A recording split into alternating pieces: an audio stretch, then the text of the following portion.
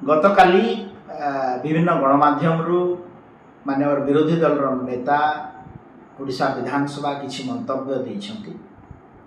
मु एबे नवीन बाबू को प्रश्न पचारिबा चाहे जे आपणक मोहरु नीति एवं नैतिकता शोभा पाउ नाही एवं आपणकर एभलिया मंतव्य दुर्भाग्यजनक। आपणकर शासन समय रे जेतबे मुख्यमंत्री थिले 2019 रु 2024 रे मु मध्य विधानसभा विरोधी दल भारतीय जनता दल सदस्य थिले एवं सेतबे अनेक घटना घटुतला किंतु आपण नीरव एवं राज्यवासी जेतबे आपण स्पष्टीकरण चाहुतिले सेतबे आपण नीरव एवं स्पष्टीकरण की उत्तरदायित्वर कथा कहू नथिले।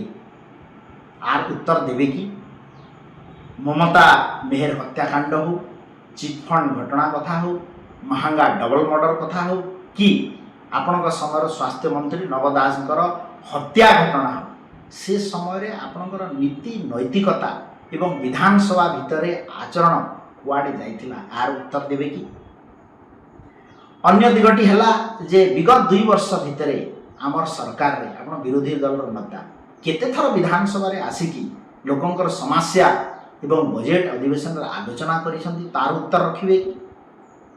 अन्य दिगटी हला जे आपणक सरकार समय परीक्षा और नियुक्ति प्रसंग रे मध्य अनेक घटना आसीछि जेमिति कि 2015 रे पुलिस कनेस्टेबल नियुक्ति अनियमितता, 2016, 2019 एवं 2022 रे ओटीईटी प्रश्नपत्र लीक, 2018-2019 मेट्रिक प्रश्नपत्र विवाद, ओडिशा हाईकोर्ट एएसओ नियुक्ति परीक्षा प्रश्न, 2023 रे ओएससी जेई सिविल मैन परीक्षा बातिल एवं ओएससी अकाउंटेंट परीक्षा को नहीं परीक्षार्थी विक्षोभ ये समस्त समय छात्र छात्री माने राजरास्ता को ओह्लाई थिले।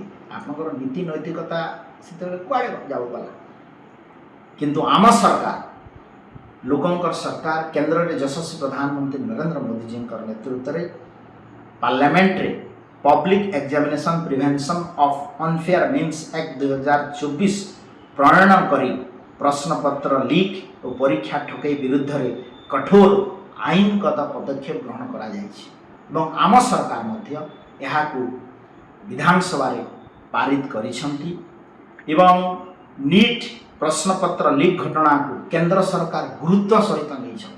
भारत वर्ष यशस्वी प्रधानमंत्री नरेंद्र मोदी जी एहाकू महापाप कहवा सहित दोषी विरुद्ध कठोर कार्यानुष्ठान ग्रहण करने देशवासी प्रतिश्रुति देइछंती एवं सरकारी कल को निर्देश देइछंती। छात्र छात्री माने चयनमूलक प्रतिवाद नुहे समाधानमूलक शासन चाहती।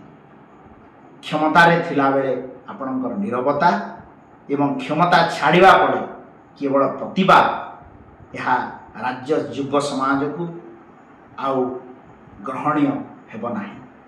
A home built not just for living but for feeling. All Trade Constructions, built with care, made for life.